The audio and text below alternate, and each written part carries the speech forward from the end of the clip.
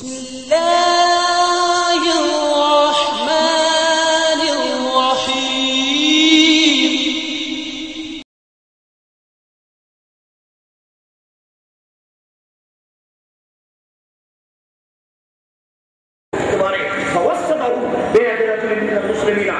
রাসূল বাচ্চাটাকে একজন মুসলমানের হাতে সমর্পণ করলেন, বললেন যাও তুমি এই বাচ্চা লালন পালন করো। এরপরে তিনি সঙ্গী সাথীকে বললেন, সঙ্গী সাথী তোমরা একটু মাঠে নিয়ে যাও, মাঠে নিয়ে গিয়ে গর্ত খুঁড়ে বুক পর্যন্ত মাটিতে পুঁতে দাও। সুম্মার কিমুহা, এরপরে তোমরা ইটের পাথর দিয়ে তাকে মেরে ফেলো। সাহাবীগণ বলছেন আমরা মহিলাকে মাঠে নিয়ে গেলাম, মাঠে নিয়ে গিয়ে গর্ত খুঁড়ে বুক পর্যন্ত মাটিতে পুঁতে দিয়ে এই ঢের পাথর মারতে লাগলাম। খালিদ বিন ওয়ালিদ বলছেন আমি সেই দিকে আগিয়ে গেলাম, আগিয়ে গিয়ে একটা পাথর তার মুখের উপরে মারলাম। পাথরটা তার মুখে লেগে মুখ ফেটে রক্ত ছিটে এসে খালিদের গায়ে লাগলো। খালিদ তাকে গাড়িতে বসলেন, ছিছি একজন জেনাকারিনী মহিলার গায়ে রক্ত আমার গায়ে লাগলো। এই কথা বলতে আল্লাহ রাসূল বললেন না হলে না খালিদ, খালিদ থামো, একে তুমি গালি দিও না। এই মহিলা এত তওবা করেছে, আল্লাহর দরবারে এত ক্ষমা ভিক্ষা চেয়েছে। এরকম তওবা, এরকম ক্ষমা যদি এর চেয়ে বড় পাপই চাই তাহলে তার পাপকে ক্ষমা করা হবে। খালিদ তুমি একে গালি দিও না। আল্লাহ রাসূল তাকে গালি দিতে নিষেধ করলেন। তিনি বললেন এর চেয়ে বড় পাপী যদি এইভাবে তওবা করে তাহলে তার পাপ ক্ষমা হয়ে যাবে। তিনি বললেন তার পাপ ক্ষমা হয়ে গেছে। তিনি তার জানাজা করলেন, তিনি তার কাফন দাফন করলেন। কিন্তু তিনি বললেন না যাও তুমি তওবা করেছো, তোমার পাপ ক্ষমা হয়ে গেছে, তোমার শাস্তি হবে না, এই কথা তিনি বললেন না। তিনি তাকে দুনিয়া থেকে বিদায় করলেন।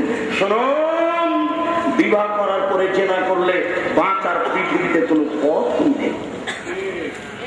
যে জেনা আজকে ঘরে ঘরে হচ্ছে, 20 তলা বিল্ডিং এ 100টা ঘর আছে, 100টা ঘরই ল্যাংটা মেয়ে আসছে, প্রায় 100টা ঘরে জেনার চর্চা হচ্ছে। যেখানে সেখানে কলেজ বিশ্ববিদ্যালয় রাস্তাঘাটে, কিসের কলেজ বিশ্ববিদ্যালয় রাস্তাঘাট, ওটা তো ঘেরা আছে। কোথায় জিয়াউর রহমান সাহেব মারা গেলেন, হাড় হাট দিয়ে এখানে নিয়ে এসে সংসদ ভবনের পাশে পুঁতে দিলেন। এখানে বিশ্ব রোড, একেবারে মিনিটে লাখ কোটি মানুষ চলে। এখানে একজন যুবক, হাজার যুবক যুবতীর উড়ানের উপরে মাথা দিয়ে দিন দিন শুয়ে থাকে, ঘন্টা ঘন্টা শুয়ে থাকে। এই রাস্তা দিয়ে মানুষ চলে, এমপি যান, মন্ত্রী যান, ওসি যান, দারোগা যান, সবাই চলে। কেউ কিছু বলে না, বলা নাকি যায় না। কেউ কিছু বলে না, বলা নাকি যায় না। এরা নাকি মানুষ নয়, সবাই নাকি পশু। যদি মানুষ হতো তাহলে বাধা দিত, বাধা দিতে পারে না কেন? পশু বাধা দিতে পারে না, মানুষ বাধা দিতে পারে। মানুষ মানুষ হয় 3টি পদ্ধতিতে, মানুষ মানুষ হতে পারে 3টি পদ্ধতিতে, মানুষ মানুষ হতে পারে 3টি পদ্ধতিতে। এক, মানরা মিনকুম মুনকারান ফালিগাইরহু বিয়াদিহি, যে কোনো অন্যায় দেখলে জোর করে ঠেকাবে, যে কোনো অন্যায় দেখলে বল প্রয়োগ করে ঠেকাবে। এই টিভিতে, ভাতিজার টিভিতে ল্যাংটা মেয়ে আসছে, চাচার উচিত লাঠি মেরে টিভি ভেঙে দাও। কোনো আপোষ করার প্রয়োজন নেই, কোনো বুঝ পরামর্শের প্রয়োজন নেই, কিছু লাগবে না। যদি সম্ভব না হয় তাহলে মুখে ভাতিজাকে বলতে হবে এই শোনো, এই কাজ তোমার ঠিক নয়। তখন সে মানুষ, যখন জোর করে ভেঙে দিতে পারে তখনও সে মানুষ, যখন মুখে বলতে পারে তখনও সে মানুষ। যে মুখে বলতে পারে না, অন্তর দিয়ে ঘৃণা করে, তখন সে মানুষ। ও মুরব্বী, তাহাজ্জুদ করে রাত্রি 12টা 2টার সময়তে টিভিটা নিয়ে ইন্ডিয়ায় চলে গেলেন লন্ডন, আমেরিকায়, বহির্বিশ্বে তাহাজ্জুদ করে জান্নাত কিনতে চাচ্ছেন। অসম্ভব। এই মানুষ মানুষ নয়। যারা দোকানপাটে বসে থেকে ল্যাংটা মেয়েকে দেখে, যারা টিভির সামনে বসে থেকে তাহাজ্জুদ করে ল্যাংটা মেয়েকে দেখে, এরা মানুষ নয়। মানুষ মানুষ হতে পারে 3টি পদ্ধতিতে। এক, যে কোনো মূল্যে অন্যায়কে ঠেকাতে হবে, তখন সে মানুষ। যদি সম্ভব না হয় মুখে ঠেকাতে হবে, তখন সে মানুষ। যদি মুখে ঠেকাতে না পারে ঘৃণা করতে হবে, তখন সে মানুষ। যে অন্যায়ের পাশে বসে আছে সে ঘৃণা করে না, যে অন্যায়ের পাশে বসে আছে সেই ঘৃণা করে না, যে অন্যায়কে সমর্থন দেয় সেই ঘৃণা করে না। তাই তো আল্লাহ তাআলা বলছেন তোমার ফলের কসম, জাইতুন ফলের কসম, তুরে সিনিন, তুর পাহাড়ের কসম, ওয়াহাদাল বালাদিল আমিন, এই মক্কা শহরের কসম। লাকাদ খালাকনাল ইনসানা ফি আহসানি তাকওয়িম, আমি মানুষকে মানুষকে অতি উত্তম করে সুন্দর আকৃতিতে সৃষ্টি করেছি। যখন আমাকে মানেনি, যখন আমাকে মানুষ মানেনি, তখন আমি তাকে সর্বনিম্নে উল্টা ফিরিয়েছি। তখন সে মানুষ নয়, তখন সে পশু, সে পশুর চেয়েও খারাপ। অন্যায়কে অন্যায় মনে করে না। রাস্তাঘাটে এইভাবে নারী পুরুষ উলঙ্গ হয়ে চলে, কেউ কিছু বলতে পারে না। বলা নাকি যায় না, বলা নাকি অপরাধ। এটা শিক্ষা প্রতিষ্ঠান নয়। এই শিক্ষা প্রতিষ্ঠান পরিবর্তন করতে হবে। এদেশের নেতা নেত্রী জাতিকে চুষে খাচ্ছে, জাতির টাকা পয়সা চুষে খাচ্ছে, জাতির প্রতি অন্যায় অবিচার করছে। এই জাতিকে শিক্ষিত করার ব্যাপারে তাদের কোনো হিসাব নেই। বরং এদেশের পেপার পত্রিকা লিখছে নারী পুরুষের কোনো পার্থক্য নেই, নারী পুরুষের কোনো ভেদাভেদ নেই। ও মন্ত্রী এমপি, আবার অনেক ভর্তি হয়ে পড়াশোনা করতে হবে। ভাষায় আপনাকে বলি, নারী পুরুষের যদি কোনো ভেদাভেদ না থাকে তো চাঁপায় নবাবগঞ্জের ভাষাতে বলি, আপনার মাকে একটু হাল বাড়িতে পাঠালে হয় না? কে বলেছে পার্থক্য নেই? কে বলেছে পার্থক্য নেই? আবার পড়াশোনা করতে হবে। পড়াশোনা করে, শিক্ষা অর্জন করে, এই দেশের জনগণের টাকা ঢুকে না খেয়ে এই টাকা দিয়ে মেয়েদের প্রতিষ্ঠান পৃথক করতে হবে, ছেলেদের প্রতিষ্ঠান পৃথক করতে হবে। এই ঢাকা শহরে 20টা বিশ্ববিদ্যালয় তৈরি করতে হবে মহিলাদের জন্য। সারা দেশের মাটিতে হাজার হাজার মহিলা প্রতিষ্ঠান তৈরি করতে হবে। জাতির টাকা ঢুকে খেয়ে বিচারের মধ্যে জবাব দেওয়া যাবে না। এটা খুবই কঠিন। আপনি বুঝতে পারছেন না। এই যুবক, তোমাকে সতর্ক করতে এসেছি, তোমাকে বলতে এসেছি, পৃথিবীর সবচেয়ে ন্যাক্কারজনক কাজ, পৃথিবীর সবচেয়ে নোংরা কাজ, সবচেয়ে বড় কাজ, সবচেয়ে অসভ্য কাজ হচ্ছে ভোট পদ্ধতি। এর চেয়ে ন্যাক্কা, এর চেয়ে নোংরা, এর চেয়ে বড় অসভ্য পৃথিবীতে কোনো কাজই নেই। এই পদ্ধতি বিশ্বজিৎকে হত্যা করেছে, এই পদ্ধতি ইলিয়াসকে হত্যা করেছে, এই পদ্ধতি লাখো মানুষকে রাত দিন হত্যা করছে। এই পদ্ধতি মানে মানুষ এইভাবে আছে। কে কার কল্যাণ কামনা করবে? একজন আর একজনকে মারার তালে রয়েছে। কে কার কল্যাণ কামনা করতে পারে? এটাই। এই যুবক, তোমাকে আমি সতর্ক সাবধান করে বলছি, তুমি মাঠে নেমে কি করে এইভাবে বলতে পারো? তোমার উপর সংসার আমি গত বছর শুনেছি। শোনো, তোমাকে আমি সতর্ক করতে এসেছি। আমি মুসলিম চিররণবীর, মরণকে করি না ভয়। তুমি মনে রাখো, তোমাকে আমি সতর্ক করতে এসেছি। তুমি মাঠে নেমে কি করে বলতে পারো অমুকের চরিত্র ফুলের মতো পবিত্র? তুমি কি করে বলতে পারো অমুকের চরিত্র ফুলের মতো পবিত্র? তোমাকে এখন বাড়িতে ঢুকে যেতে হবে, এই কথা বলার সুযোগ নেই।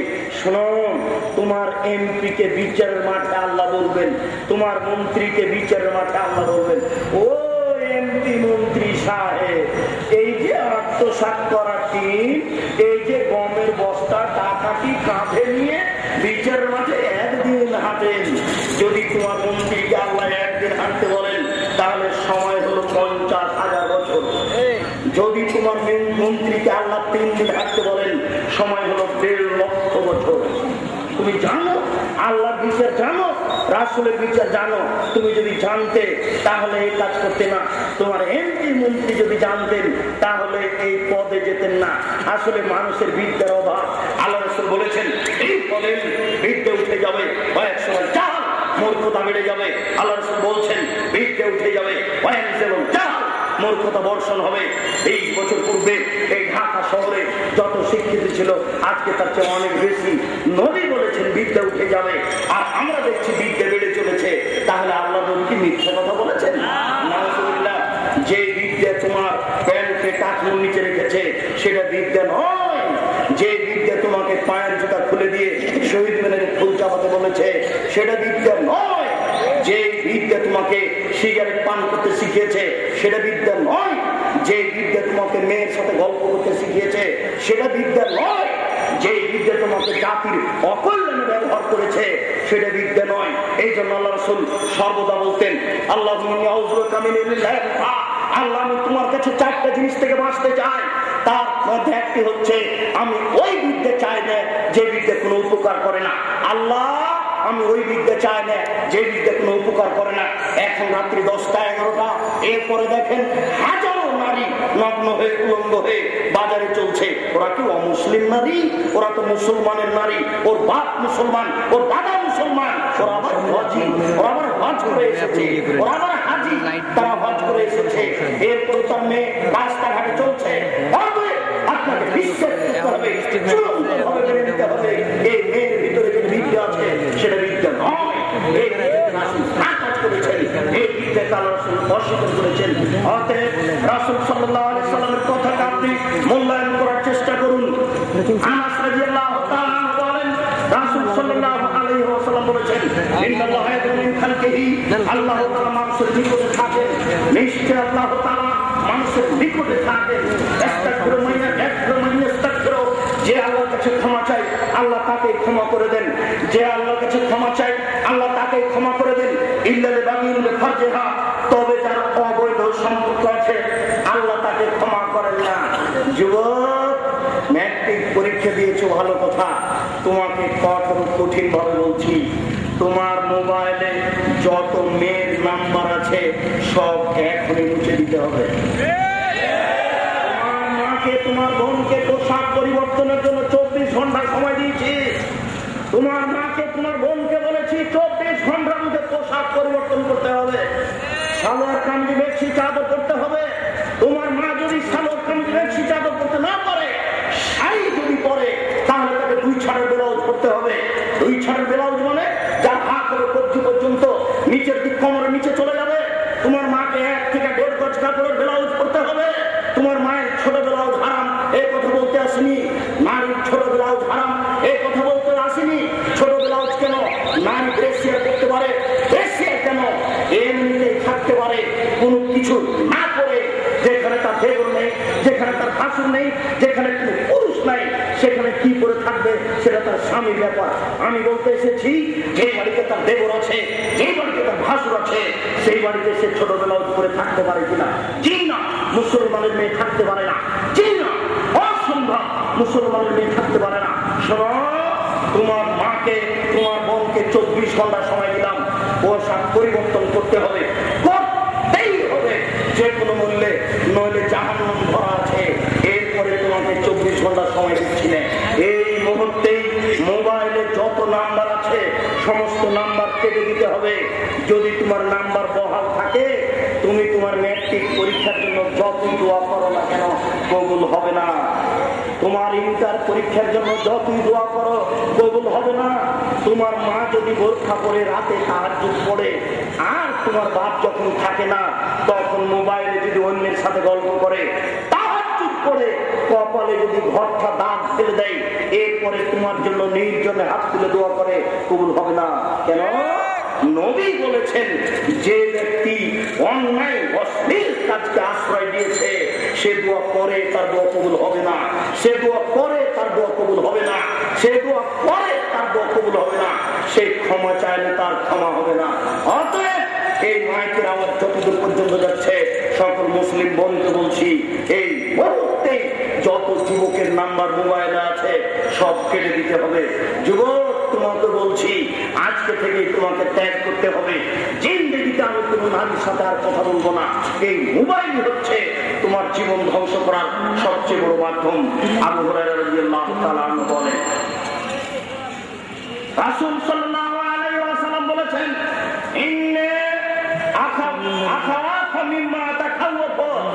আমার উম্মতের উপরে সবচেয়ে যেটা আমি বেশি ভয় করি, শুনুন, আমাদের নবী বলছেন, আমার উম্মতের উপরে আমি যেটা সবচেয়ে বেশি ভয় করি আছে না, সেটা হচ্ছে অবৈধ সম্পর্ক।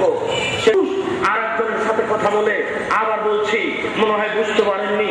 আল্লাহর নবী বলছেন, আমার জীবনে আমার উম্মতের উপরে সবচেয়ে বড় ভয়, আমার জীবনে আমার উম্মতের উপরে সবচেয়ে বড় ভয় আছে না, সেটা হচ্ছে অবৈধ সম্পর্ক। গোপন পাপ, আমার উম্মত গোপনে পাপ করবে, এটাই আমার জীবনে বড় ভয়। আমার উম্মত গোপনে পাপ করবে, এটা আমার জীবনে বড় ভয়। শুনুন সম্মানিত দিনী ভাই, এই পাপ ন্যায় অন্যায়, এই পাপ থেকে বেঁচে থাকতে হবে, জরুরি ভাবে বেঁচে থাকার চেষ্টা করুন। আপনি আমার দিকে লক্ষ্য করুন। সামরা ইবনে জুনদুব রাদিয়াল্লাহু তাআলা আনহু বলেন, রাসূল সাল্লাল্লাহু আলাইহি ওয়াসাল্লাম বললেন, একদিন জিবরাইল এবং মিকাইল আমার নিকটে আসলেন, আমার দিকে এক ফেলে চেয়ে থাকুন, পাথরের মতো বসে দাঁড়িয়ে থাকুন। আমাদের নবী বলছেন, জিবরাইল আমার নিকটে আসলেন রাতে। যখন আগুনটা একটু কম হচ্ছে তখন সব ভিতর দিকে চলে যাচ্ছে। তাতে দেখি নারী এবং পুরুষ উলঙ্গ অবস্থায় জমা ধরে আছে, আগুনে জ্বলছে। নারী এবং পুরুষ উলঙ্গ অবস্থায় আগুনে জ্বলছে, জমা ধরে আছে। তাতে দেখি নারী এবং পুরুষ উলঙ্গ অবস্থায় জমা ধরে আছে, আগুনে জ্বলছে। আমি বললাম জিবরাইল হায় হায় মান হাওলায়, এরা কারা? জিবরাইল হায় হায় এরা কারা? তখন জিবরাইল বললেন এরা হচ্ছে ব্যভিচারিণী। যুবক তোমাকে সাবধান করতে এসেছি, যুবতী তোমাকে সাবধান করতে এসেছি, এদেশের জাতিকে, এদেশের পুরুষ ও নারীকে সতর্ক সাবধান করতে এসেছি। যদি এদেশের মাটিতে 2.5 লক্ষ জুমা মসজিদে এইসব কথা, এইসব বক্তব্য মাঝে মধ্যে হতো, তাহলে মানুষ আল্লাহকে ভয় করত। কিন্তু মানুষ কেসা কাহিনী শুনে জীবনটা কাটালো। আপনাকে আমি এই দুঃখের কথা কি দিয়ে বলি? ওমামা বাহেলি রাদিয়াল্লাহু তাআলা আনহু বলেন, ওমামা বাহেলি রাদিয়াল্লাহু তাআলা আনহু বলেন, আল্লাহ রাসূল বললেন কুনতু নাইমান, আমি ঘুমিয়েছিলাম। ফাতানি রাজুলানে, 2 জন মানুষ আমার নিকটে আসলেন। আমাদের নবী বলছেন আমি ঘুমিয়েছিলাম, 2 জন মানুষ আমার নিকটে আসলেন। ফাকাজা যাবা আইয়ে, তারা 2 জন আমার 2 বাহু ধরলেন। জিবরাইল ধরলেন বাম বাহু আর মিকাইল ধরলেন বাম বাহু। এরপর আমাকে টেনে নিয়ে যাচ্ছেন। যেতে যেতে দেখি অনেক মানুষ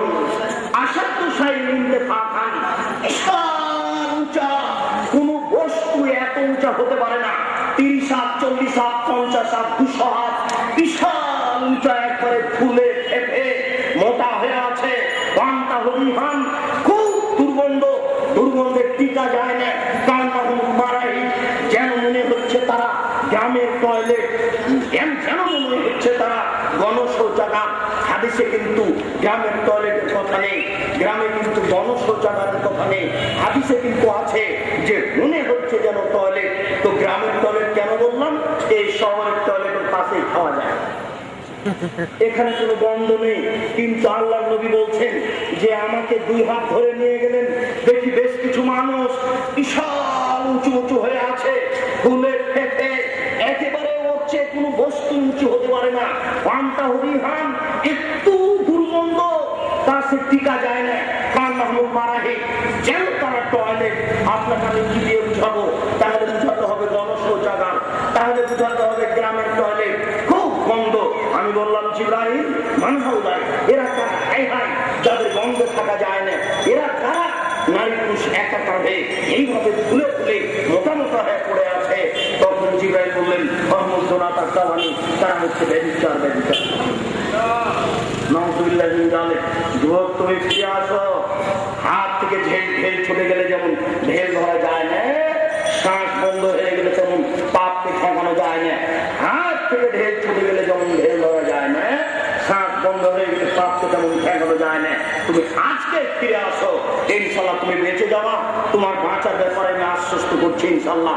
একটু পরে তুমি মনোযোগ দিয়ে কথা শোনো, তোমাকে এই পাপের একটা বিশেষ দুঃখজনক কাহিনী শুনলাম। আল্লাহ নবী বলছেন যে যারা ব্যভিচারিণী মহিলা, তাদের লজ্জা স্থানের গন্ধে জাহান্নামীরা জাহান্নামে ফিরতে পারবে না। ব্যভিচারিণী মহিলার লজ্জা স্থানের গন্ধে জাহান্নামীরা জাহান্নামে ফিরতে পারবে না। এত গন্ধ, এইসব কথা কাকে বুঝাবো? কে বুঝবে? জাতি বুঝতে চায় না। আবু হুরায়রা রাদিয়াল্লাহু তাআলা আনহু বলেন, আল্লাহ রাসূল বলেছেন দুনিয়াতে 2টা পাপ আছে, মানুষ না করে পাপী। দুনিয়াতে 2টা পাপ আছে, মানুষ না করে পাপী। আশ্চর্য, আল্লাহ রাসূল এইভাবে বলেছেন। তার একটি হচ্ছে, কেউ যদি কাউকে বলে আসো জুয়া খেলি, কেউ যদি কাউকে বলে আসো জুয়া খেলি, জুয়া খেলেই তাহলে তাকে কাফারা দিতে হবে, 10 জন মিসকিনকে খাওয়াতে হবে। জুয়া মানে যুবক মনে রেখো, প্রত্যেক যেই খেলাতে টাকার হারজিত রয়েছে সেটাই জুয়া। প্রত্যেক যেই খেলাতে টাকার হারজিত রয়েছে সেটাই জুয়া। এই যে আন্তর্জাতিক মানের ফুটবল খেলা হচ্ছে, ক্রিকেট খেলা হচ্ছে, তোমরা একবারে বাড়ির উপরে পতাকা তুলে দিয়েছো ব্রাজিলের, পতাকা তুলে দিয়েছো পাকিস্তানের। হায় হায়, তোমার বিদ্যাও নেই, তোমার বুদ্ধিও নেই। শোনো, এই আন্তর্জাতিক খেলার গল্প যেখানে চলে সেখানে বসে থাকা হারাম, দেখা তো দূরের কথা, এই আন্তর্জাতিক খেলার গল্প যেখানে চলে সেখানে বসে থাকাও হারাম। এই আন্তর্জাতিক খেলার গল্প যেখানে চলে সেখানে বসে থাকাও হারাম। একটু কথা বলি হবে না, শুনুন। আম গাছে জাম ধরতে পারে, ধরে না। অমাবস্যার রাতে চাঁদ উঠতে পারে, উঠে না। শুয়ের ছিদ্র দিয়ে ফাল ঢুকতে পারে, ঢোকে না। অমাবস্যার রাতে চাঁদ উঠে যেতে পারে, শুয়ের ছিদ্র দিয়ে ফাল ঢুকতে পারে। আম গাছে জাম ধরে যেতে পারে, এটা যেতে পারে। কিন্তু যেই কথা বলছি এই কথাতে সন্দেহ আছে বলে কিয়ামত পর্যন্ত চেষ্টা করলে সরিষা ঢোকানো যাবে না। যা বলছি তাই থাকবে ইনশাআল্লাহ। জাতি যদি রাস্তাঘাট করে দিতে না পারি, জাতি যদি স্কুল কলেজ করে দিতে না পারি, জাতির যদি রাস্তাঘাট করে দিতে না পারি, জাতি যদি স্কুল কলেজ করে দিতে না পারি, জাতিকে চূড়ান্ত সঠিক ধর্ম দিতে পারবো ইনশাআল্লাহ। এতে বিশ্বাসী। ধর্মের ব্যাপারে জাতিকে ফাঁকি দিতে আসেনি, ধর্মের ব্যাপারে জাতিকে ফাঁকি দিয়ে পরকাল হারাতে রাজি নই। শোনো যুবক, তুমি ব্রাজিলের পক্ষ হয়ে বাড়ির উপরে পতাকা তুলেছো ব্রাজিলের, তুমি ব্রাজিলকে চিনো না। তোমাকে একটু বলি, তুমি যদি পায়খানায় পড়ে যাও আর ব্রাজিল যদি জানতে পারে, তুমি যদি পায়খানায় পড়ে যাও আর ব্রাজিল যদি জানতে পারে, তাহলে আরো 2 অঞ্জলি, চাঁপাই নবগঞ্জের ভাষাতে আরো 2 খাবল পায়খানা নিয়ে, 2 অঞ্জলি পায়খানা নিয়ে তোমার মাথায় চাপিয়ে। ওরা ইহুদি, ওরা খ্রিস্টান, ওরা ইহুদি, ওরা খ্রিস্টান, ওরা তোমার শত্রু, ওরা তোমার বাপের শত্রু, ওরা তোমার নবীর শত্রু, ওরা মুসলমানের জানের শত্রু, ওরা মুসলমানের মান শত্রু। তুমি ওর পক্ষে হলে কি করে? তোমার হৃদয় অনেক আর দিনে ফিরে আসতে হবে। তোমার ভুল হচ্ছে। বলছিলাম সম্মানিত দিনী ভাই, আরেকটা কথা আপনাকে বলছি, যে খেলাতে টাকার হার জিত নেই, শরীর চর্চা আছে, সেটা যায়। যেই খেলাতে টাকার হার জিত নেই, শরীর চর্চা আছে, সেটা যায়। গ্রামের ছেলেরা ফুটবল খেলাচ্ছে, টাকার হার জিত নেই, এটা যায়। শহরের ছেলেরা বিকেলে আসর করে ফুটবল খেলাচ্ছে, ক্রিকেট খেলাচ্ছে, শরীর চর্চার জন্য, এটা যায়। প্রত্যেক যেই খেলাতে টাকার হাজির হয়েছে সেটাই হলো জুয়া, সেটাই হারাম। আর শরীর চর্চা নেই, টাকার হাজিত নেই, সেটা আরো খারাপ। আল্লাহ রাসূল বলছেন, মাল্লাই বাপে না বেশি ফকাদাত খেলায় দামে খিঞ্জি। কেউ যদি চৌসা, ছক্কা, লুডু, দাবা, পাঞ্জা, ক্যারাম বোর্ড, তাস এই ধরনের খেলায় অংশগ্রহণ করে, তাহলে সে তার হাতকে শুকুরের শরীর রক্তের মধ্যে ডুবিয়ে দিল। আল্লাহ রাসূল বলেন, মাল্লাই বাপে না বেশি, কেউ যদি চৌসা, ছক্কা, লুডু, দাবা, পাঞ্জা, ক্যারাম বোর্ড, তাস এই ধরনের যত খেলা আছে যাতে শরীর চর্চা নেই, সেই খেলায় যদি মানুষ অংশগ্রহণ করে, তাহলে সে তার হাতকে শুকুরের শরীর রক্তের মধ্যে ডুবিয়ে দিল। অতএব এটা তার চেয়েও হারাম। তুমি সাবধান থাকো। বলছিলাম সম্মানিত দিনী ভাই, আরেকটা পাপ আছে, মানুষ পাপ না করেই পাপী। তার একটা তো শোনালাম, আর একটা হচ্ছে কোন নারী যদি, মেয়ে মানুষ যদি সাজসজ্জা গ্রহণ করে ঠোঁটে লিপস্টিক দিয়ে রাস্তায় হাঁটে, পুরুষ যদি বুঝতে পারে এ সাজসজ্জা গ্রহণ করে চলছে, আল্লাহ নবী বলছেন, ও ব্যভিচারিণী, ও ব্যভিচারিণী, ও ব্যভিচারিণী, ও যেটা করেনি। আল্লাহ রাসূল বলছেন ও ব্যভিচারিণী। শুনুন, শত দলিল আপনার সামনে পেশ করতে পারি। আল্লাহ রাসূল বলছেন, আল আইনানে তাজমিয়া নাস জানাহুম আল্লাহরো, 2 চোখের চেনা হচ্ছে চোখ দিয়ে দেখা। এই যুবক, তোমাকে এই টিভি ত্যাগ করতে হবে, এই টিভি লাঠি মেরে ভেঙে দিতে হবে। এই জন্য তোমার দরবারে এসেছি। 2 চোখের চেনা হচ্ছে চোখ দিয়ে দেখা। বলে চেনা হাল বাদশ, হাতের চেনা হচ্ছে হাত দিয়ে ধরা, জেনার রিজাল মাসি, পায়ের চেনা হচ্ছে এই পথে হাঁটা, জেনারেল কাল তাতামানাতাস্তাহি, অন্তরের চেনা হচ্ছে পরিকল্পনা করা, জেনারেল লেসানা নুক্ত, জীবন চেনা হচ্ছে কথা বলা, আলোচনানে চেনা হওয়া ইস্তেমাও, 2 কানের চেনা হচ্ছে এই অশ্লীল কথা কান দিয়ে শোনা। অতএব মনে রাখতে হবে, দুনিয়াতে 2টা পাপ রয়েছে, যে পাপ মানুষ না করে পাপী। মনে থাকবে তো? মনে থাকে যেন। তার একটা হচ্ছে, কাউকে যদি কেউ বলে আসো জুয়া খেলি, খেলেনি, তাহলে তাকে 10 জন ফকিরকে খাওয়াতে হবে। এত বড় অপরাধ করেছে। আর নারী সাজসজ্জা গ্রহণ করে রাস্তায় চলে, পুরুষ বুঝতে পারে এই মেয়ে সাজসজ্জা গ্রহণ করে চলছে, ও ব্যভিচারিণী, ও ব্যভিচারিণী, ও ব্যভিচারিণী। আল্লাহ রাসূল এই ভাবে উল্লেখ করেছেন। আমি অনুবাদক, আপনি শ্রোতা, আমি অনুবাদক, রাসূল সাল্লাল্লাহু আলাইহি সাল্লাম বলেছেন, আমি তার আদি বাক্যগুলিকে বাংলায় অনুবাদ করে শোনাচ্ছি। বলছিলাম, হে আমার তিন ভাই, আবু হুরায়রা রাদিয়াল্লাহু তাআলা আনহু বলেন, রাসূল সাল্লাল্লাহু আলাইহি সাল্লাম বলেছেন, লা ইয়াজনি হিনা ইয়াজনি, মানুষ যখন জেনা করে তখন মুমিন থাকতে পারে না। মানুষ যখন জেনা করে তখন মুমিন থাকতে পারে না। আলা হায়াউল ঈমান ওয়াল ঈমান ফিল জান্নাহ, লজ্জাই হচ্ছে ঈমান, ঈমানই হচ্ছে জান্নাত। লজ্জাই হচ্ছে ঈমান, ঈমানই হচ্ছে জান্নাত। যারা জেনা করতে পারে তার লজ্জা নেই, তার ঈমান নেই। যারা রাস্তাঘাটে নগ্ন পোশাকে চলতে পারে, হতো গাইতে চলতে পারে, গেঞ্জি গাইতে চলতে পারে, ওর লজ্জা নেই, ওর ঈমান নেই। যার ঈমান নেই তার লজ্জা নেই, যার লজ্জা নেই তার ঈমান নেই, তাকে জাহান্নামে যেতেই হবে। আল্লাহ বলেছেন, প্রত্যেকটা মানুষ, পৃথিবীর মানুষ পূর্বের নবীর একটা বাক্য পেয়েছে। প্রত্যেকটা মানুষ পূর্বের নবীর একটা বাক্য পেয়েছে, সেটা হবে এই জালাম তাস্তাহি হাসনামা শেতা। যখন তুমি লজ্জা করবে না তখন তুমি সবকিছু করতে পারো, যখন তুমি লজ্জা করবে না তখন তুমি সবকিছু করতে পারো। ছি ছি, একজন যুবতী আর একজন যুবকের সাথে কথা বলে লজ্জা করে না। দেবরের সাথে কথা বলতে লজ্জা করা উচিত ছিল। দেবর সামনে এসে মুখের উপর আমাকে দেখে কথা বললো, ছি ছি, না না, এটা হবে ঈমান। ঈমান তাকে বাধা দিবে। যারা রাস্তাঘাটে এভাবে চলছে তার ঈমান নেই, যারা রাস্তাঘাটে এভাবে চলছে তার ঈমান নেই। ও বলছে যে যারা বোরখা পরে চলে তাদেরই অন্তর খারাপ। জি না, তোমার অন্তর খারাপ, তোমারই অন্তর খারাপ, তুমি খারাপ। ভালো হতে পারে মানুষ বোরখা পরে, বোরখা পরে মানুষ জেনা করতে পারে, সেটা ভিন্ন কথা। কিন্তু ভালো হতে হবে বোরখা পরেই। নগ্ন পোশাক পরে কেউ ভালো হতে পারে না। নগ্ন পোশাক পরে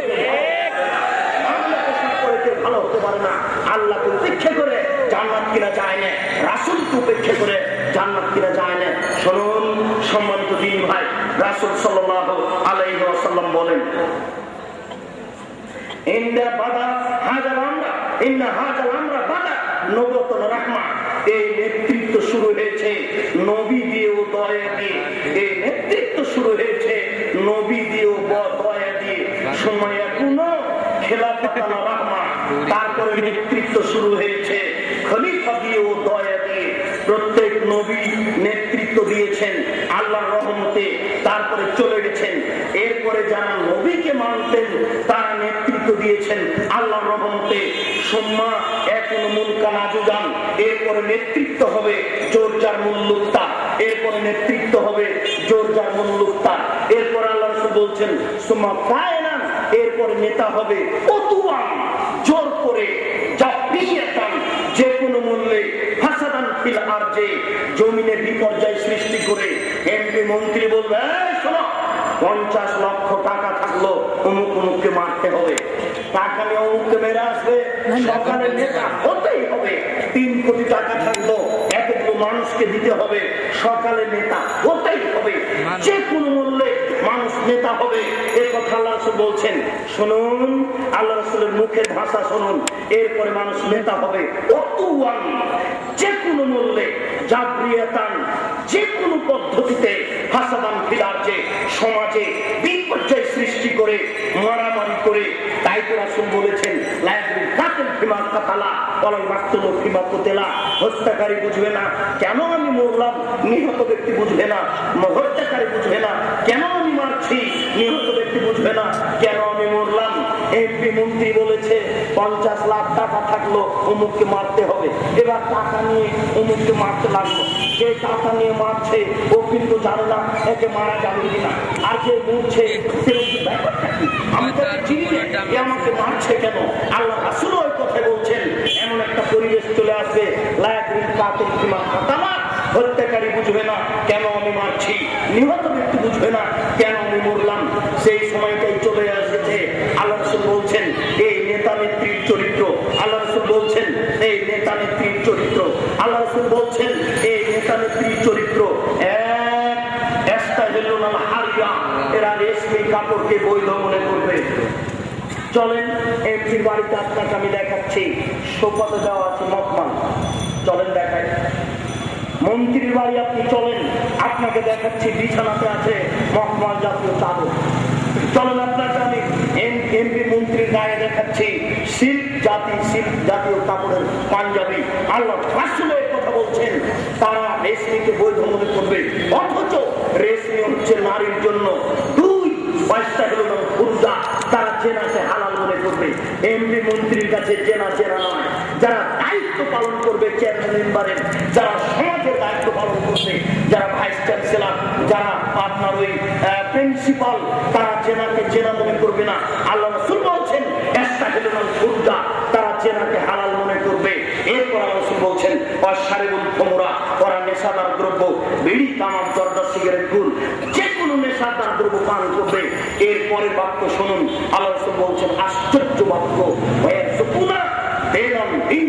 যাবে।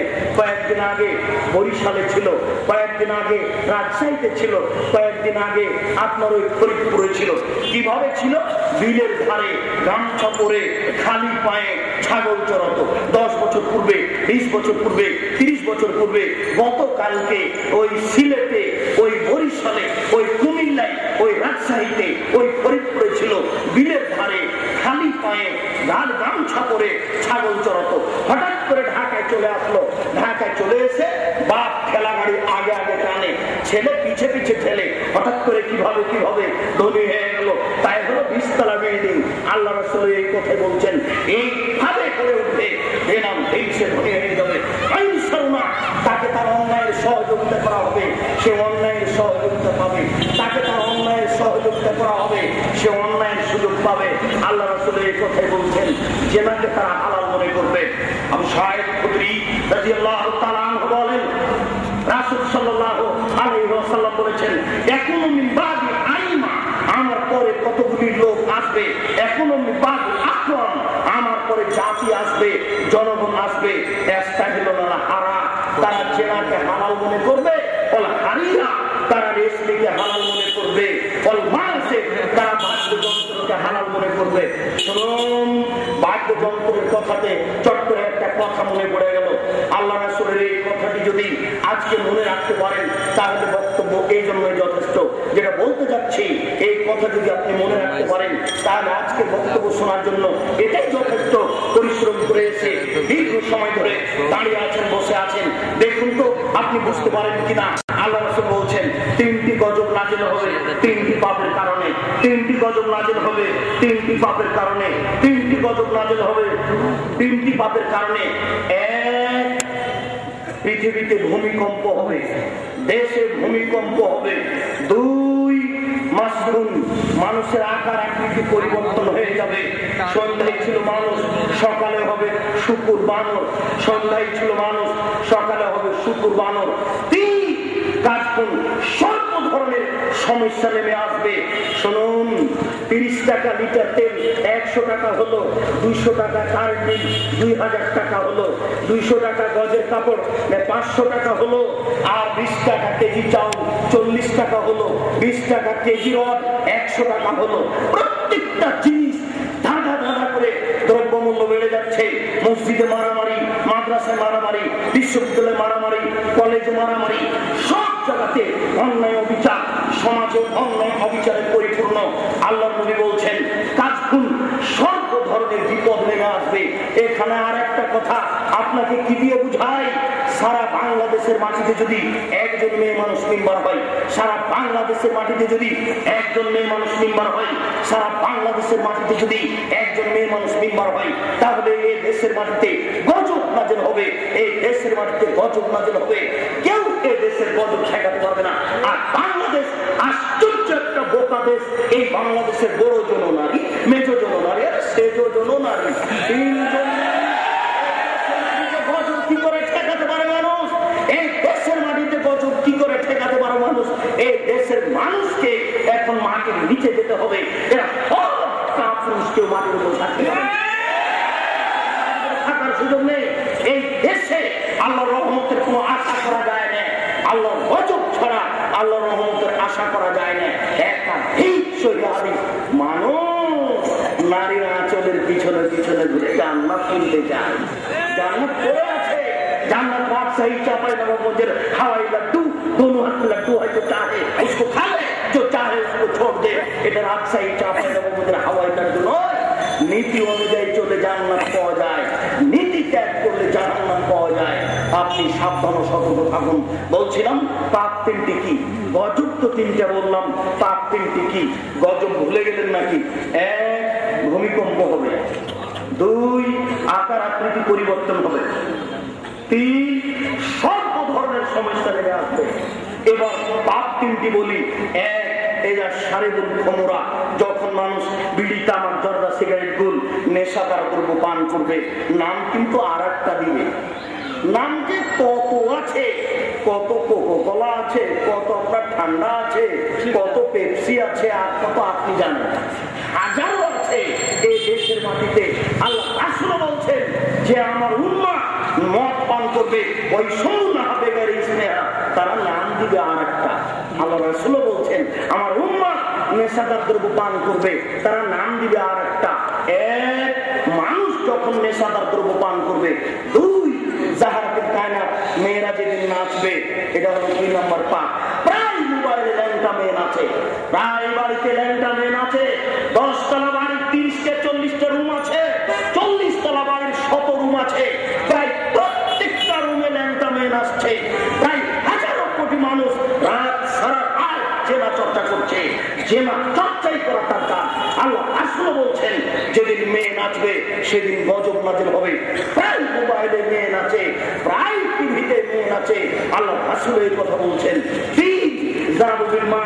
যেদিন বাদ্যযন্ত্র প্রকাশ পাবে, প্রায় দোকানে বাদ্যযন্ত্র, প্রায় ঘরে বাদ্যযন্ত্র, রাস্তাঘাটে বাদ্যযন্ত্র। 10 বছরের ছেলে হাঁটছে আর তার পকেটে আছে MP3।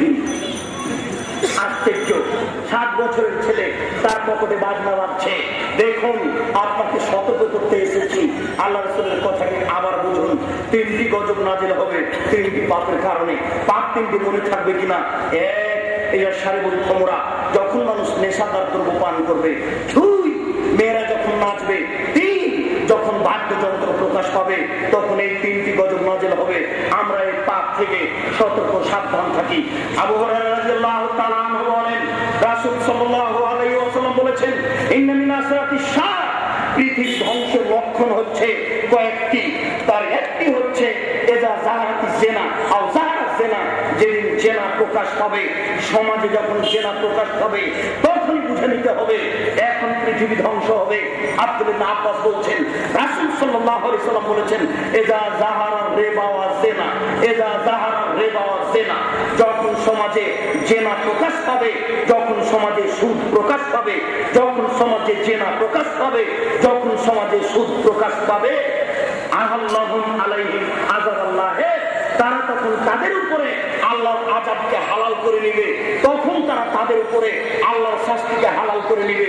অফিরাতিন, অন্য এক বর্ণনায় আল্লাহ রাসূল বলছেন, ইউশিক আই ইউআযিবু বিআযাবিন, আল্লাহ তাআলা তাদেরকে কঠিন শাস্তি দিবেন যখন জেনা প্রকাশ পাবে, যখন সুদ প্রকাশ পাবে। সাবধান থাকুন। সম্মানিত দিনী ভাই, আপনি কষ্ট পাচ্ছেন। আব্দুল আলিক সাহেব আজকে যে কথা বললেন, এতে আমরা খুব বিপজ্জনক অবস্থায় সময় কাটাচ্ছি। একটু আশ্বস্ত করুন, চিন্তা করবেন না।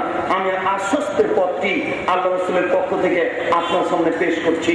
শুনুন সম্মানিত দিনী ভাই, রাসূল সাল্লাল্লাহু আলাইহি ওয়াসাল্লাম বলেন, কেউ যদি আজকে থেকে জেনা বন্ধ করতে পারে, কেউ যদি আজকে থেকে জেনা বন্ধ করতে পারে, তাহলে সে যে কোনো বিপদ থেকে পৃথিবীতে বেঁচে যাবে।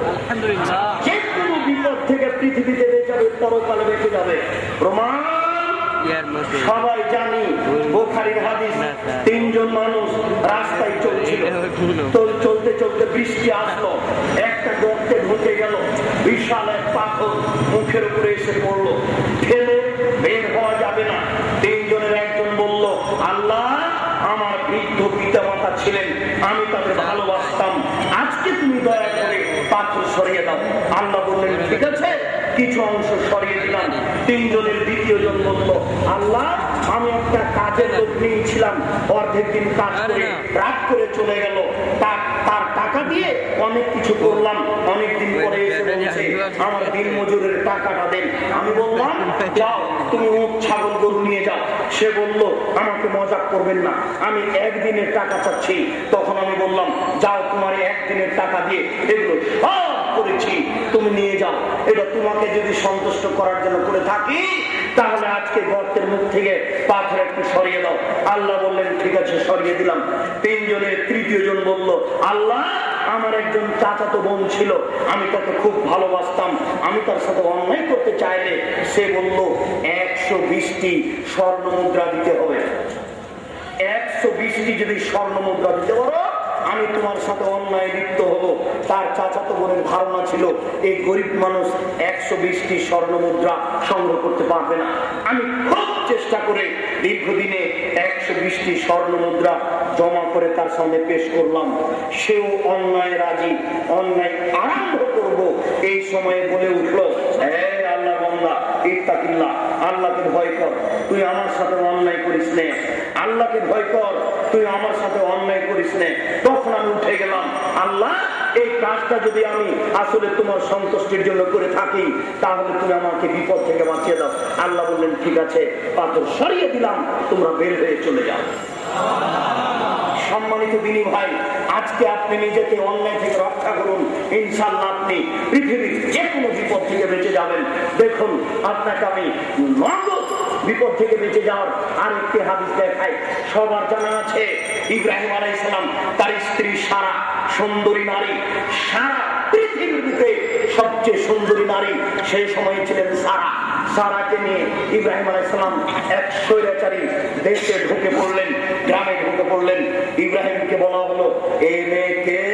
ইব্রাহিম আলাইহিস সালাম বললেন, এটা আমার বোন। এরপরে ইব্রাহিম আলাইহিস সালাম তার স্ত্রীকে রক্ষা করতে পারলেন না। তিনি তার বোনকে, তার স্ত্রীকে বললেন, দেখো, তুমি আমাকে মৃত্যু প্রমাণ করো না, আমি কিন্তু তোমার ব্যাপারে বলে দিয়েছি তুমি আমার বোন। তোমাকে যদি জিজ্ঞাসা করে আর তুমি যদি বলো আমার স্বামী, তাহলে কিন্তু আমি মিথ্যুক হয়ে যাবো, সাবধান। এই কথা বলার পরে ইব্রাহিম আলাইহিস সালাম বলছেন, সারা, যাও, তুমি স্বৈরাচারী শাসকের কাছে যাও, ও তোমাকে ডেকে পাঠিয়েছে। ইব্রাহিম আলাইহিস সালাম বাহ্যিকভাবে স্ত্রীকে রক্ষা করতে পারলেন না। এরপরে তিনি সালাত শুরু করলেন। স্বৈরাচারী শাসকের ঘরে সারা ঢুকে পড়লেন। সারা ঢুকে পড়তেই স্বৈরাচারী শাসক উঠেছে এবং তার দিকে হাত বাড়িয়েছে। তখন সারা বলছেন, থামুন, আমি ওযু করব, 2 রাকাত সালাত আদায় করব।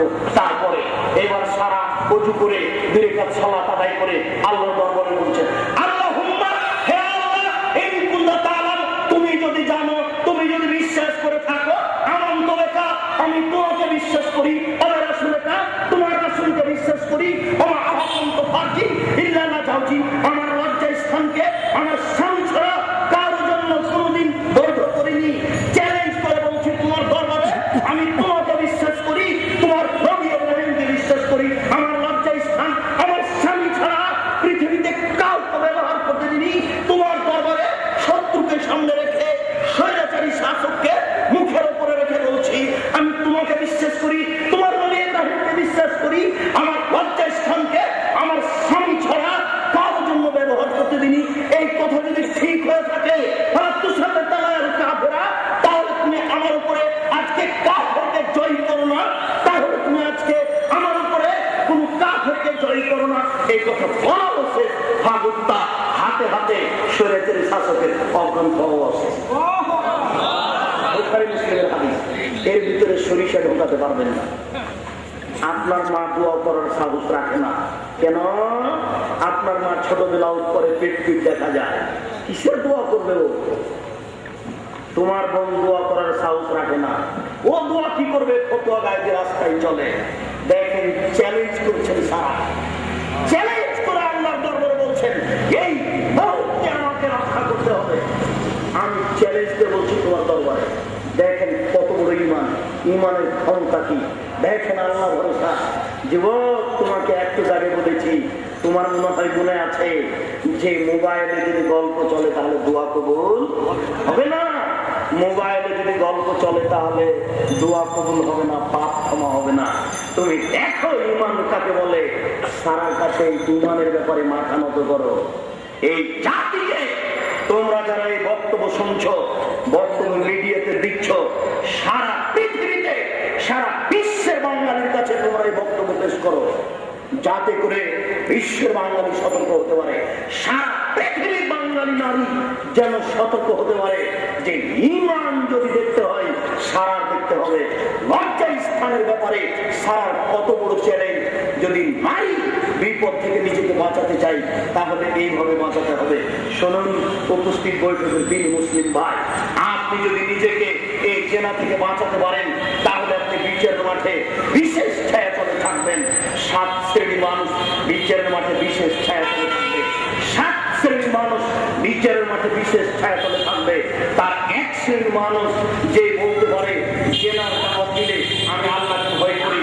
আল্লাহ রাসূল বলছেন কোন সম্ভ্রান্ত পরিবারের নারী, কোন সম্ভ্রান্ত পরিবারের নারী, সুন্দরী নারী তোমাকে বললো আসো তুমি আমার সাথে জেনায় লিপ্ত হও, আর ওই সময়তে যদি আপনি বলতে পারেন ইন্নী আখাফুল্লাহ আমি আল্লাহকে ভয় করি, তাহলে আপনি বিচারের মাঠে বিশেষ ছায়াতলে থাকবেন। যুবক, আজকে তোমাকে এই পথে নেমে যেতে হবে। নারী এক আশ্চর্য জাতি, নারী এক আশ্চর্য জাতি। আল্লাহ রাসূল বলছেন ও নারী জাতি, ও নারী জাতি তোমরা এমন জাতি, ও নারী জাতি তোমরা এমন জাতি যে বুদ্ধিমানের বুদ্ধিকে নষ্ট করতে পারো। মোবাইলে যদি কোনো নারী কথা বলে একটু যদি হেসে উঠে তাহলে আপনার ঈমান বিক্রি হয়ে গেছে। আপনি নাম্বারটা জমা করে রেখে আবার কথা বলবেন, কে সে, আপনি তার সাথে সম্পর্ক জড়াবেন। জিনা এটা হবে না।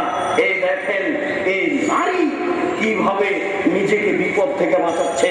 আপনিও জান্নাত পেয়ে যাবেন, বিচারের মাঠে বিশেষ ছায়াতলে থাকতে পাবেন।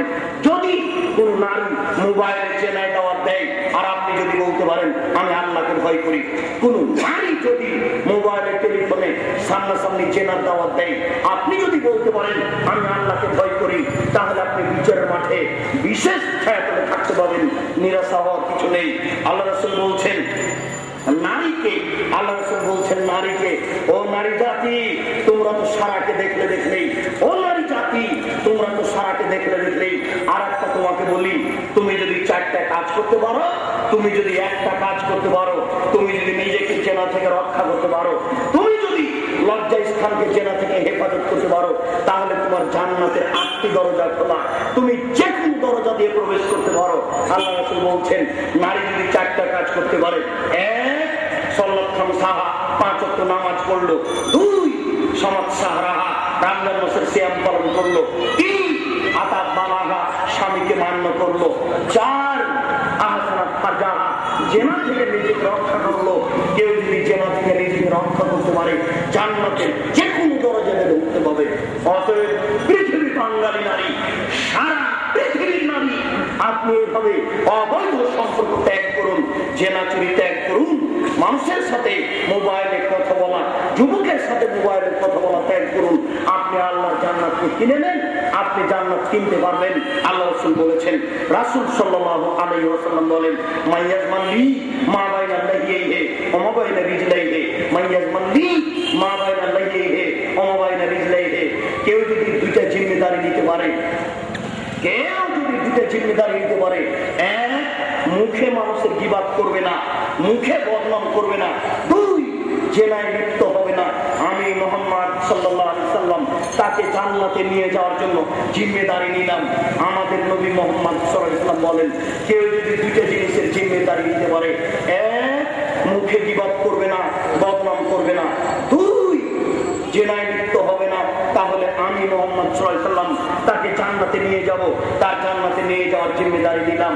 রাসূল সাল্লাল্লাহু আলাইহি সাল্লাম বলেন ইজমানু লি সিত্তান মিন আনফুসিকুম আজমাল্লাকুম জান্নাহ। পৃথিবীর মানুষ শুনে রাখো, 6টা কাজ করো আমি তোমাদের জান্নাতে নিয়ে যাব। পৃথিবীর মানুষ শুনে রাখো, 6টা কাজ করো আমি তোমাদের জান্নাতে নিয়ে যাব। শুনে রাখো, 1 এজা হাদাসতুম ফাসতাকু, এজা হাদাসতুম কথা বললে সত্য বলো, কথা বললে সত্য বলো, কথা বললে সত্য বলো। ওয়াদু ওয়াফে জাওয়াতুম ওয়াদা করলে পূরণ করো, ওয়াদা করলে পূরণ করো, ওয়াদা করলে পূরণ করো। অতএ যাও তুমি আমানত রাখলে সময়ে তা প্রদান করো, আমানত রাখা হলে সময়ে তা প্রদান করো। 3 আমানত রাখা হলে সময়ে তা প্রদান করো।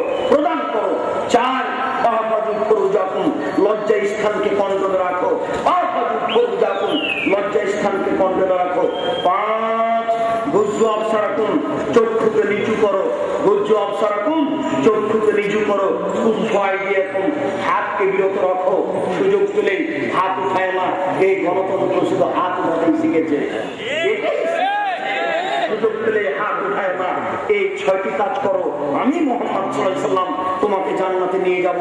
এই 6টি কাজ করো, আমি মুহাম্মদ সাল্লাল্লাহু আলাইহি ওয়াসাল্লাম তোমাকে জান্নাতে নিয়ে যাব। জাতি বলতে পারো মাইকুল নাসান নারা, মানুষকে বেশি বেশি জাহান্নামে নিয়ে যায় কি? জাতি বলতে পারো মানুষকে বেশি বেশি জাহান্নামে নিয়ে যায় কি? এই কথা আল্লাহ রাসূল বলতে বলতে বলছেন আল ফারজুল খাম, মুখ এবং লজ্জা স্থান। আল ফারজুল খাম, মুখ এবং লজ্জা স্থান। লজ্জা স্থানে মানুষকে বেশি বেশি জাহান্নামে নিয়ে যায়। তাই রাসূল সাল্লাল্লাহু আলাইহি ওয়াসাল্লাম বললেন, মান আহসানা ফারজাহু দাখালাল জান্নাহ। কেউ যদি লজ্জা স্থানকে কন্ট্রোল করতে পারে সে জান্নাতে যাবে। কেউ যদি লজ্জা স্থানকে কন্ট্রোল করতে পারে তাহলে সে জান্নাতে যাবে। যারা মারা গেছে তুমি তাদের কবরের শাস্তি মাফ করো। আমরা যারা অসুস্থ তুমি তাদের আরোগ্য দান করো। আমরা যারা বেঁচে আছি তুমি তাদের তোমার আসলের পদ্ধতি অনুযায়ী চলার তৌফিক দান করো। আল্লাহ এই ঢাকা শহরের মানুষকে, এই পৃথিবীর মানুষকে, আজকে যত পুরুষ নারী বসে আছি, এই মাইকের আওয়াজ যত দূর পর্যন্ত যাচ্ছে, সকল পুরুষ নারীকে এই অবৈধ সম্পর্ক হতে, অশ্লীল কাজ হতে তুমি রক্ষা করো। তুমি বড় দয়াবান, তুমি বড় রহমান, তুমি বড় শক্তিশালী, তুমি বড় শক্তিশালী, তুমি বড় দয়াবান, তুমি বড় রহমান। তোমার বড় রহমতের আশাধারী হয়ে, তোমার বড় ক্ষমার আশাধারী হয়ে বলছি তুমি বড় শক্তিশালী, তুমি পারো। আজকে যত যুবক যুবতী উপস্থিত হয়েছে তুমি তাদের অন্তর পরিবর্তন করে দিয়ে তুমি আজ থেকেই তাদেরকে অন্যায় থেকে হেফাজতে রাখো। এই দাবি, এই দাওয়া, এই দোয়া তোমার দরবারে রেখে আজকের সংক্ষিপ্ত বক্তব্য এখানে শেষ করলাম। সুবহানাকাল্লাহুম্মা ওয়া বিহামদিকা আশহাদু আল্লা ইলাহা ইল্লা আনতা আস্তাগফিরুকা ওয়া আতুবু ইলাইক। আসসালামু আলাইকুম ওয়া রাহমাতুল্লাহ।